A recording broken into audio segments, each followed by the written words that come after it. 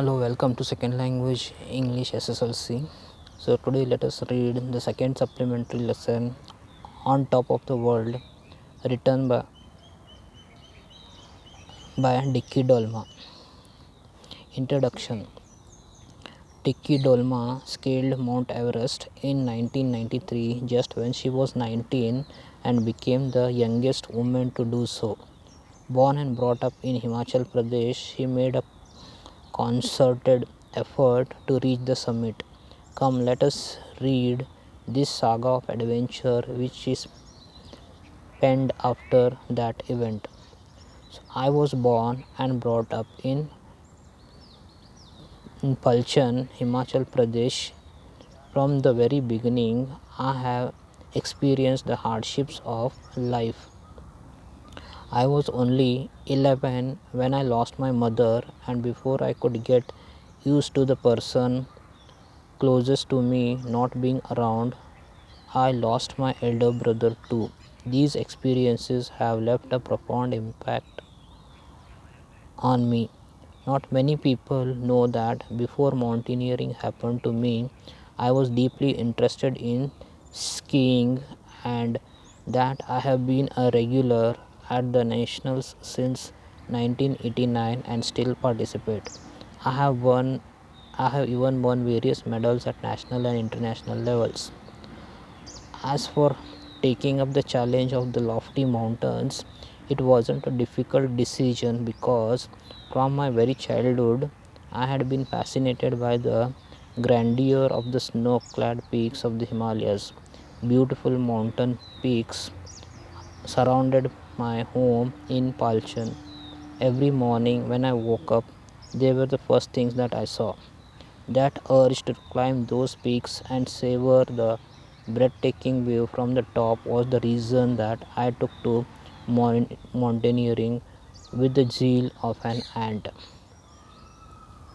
My desire grew all the more when I came to know about the newly opened Mountaineering Institute in Manali and the various training courses being conducted there.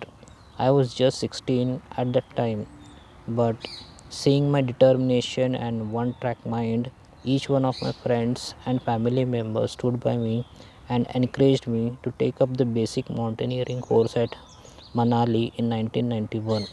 It was again my determination and hard work that saw me scoring A grades. But more than that, what gave me immense satisfaction was my name being cleared for an all India expedition to Mount Everest. Seeing my name on the list was like a dream come true. It was the moment I had been waiting for since childhood. For the final selection, however, we made 3 successful expeditions to different mountains. After the completion of the course, I was assured of a place in the team. I climbed Mount Everest on May 10, 1993 and became the youngest woman in the world to have achieved the awesome feat of scaling the world's highest peak. I had just turned 19 and suddenly I had the whole world at my feet, literally. The view from the above is something that only an Everester will understand but perhaps not be able to fully describe.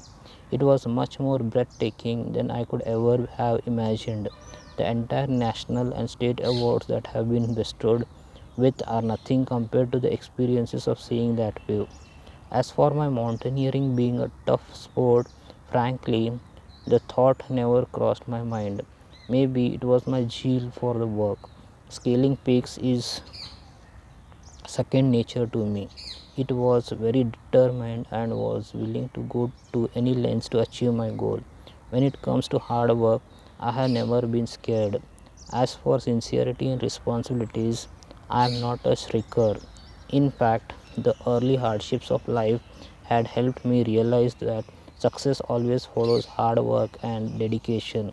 In my quest for the Everest, I used to practice 4 hours daily.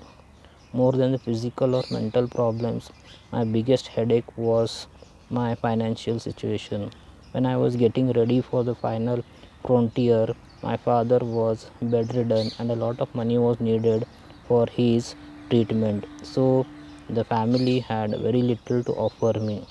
We had to take a specific amount with us, which was really big for me. Yet I never once considered leaving the spot.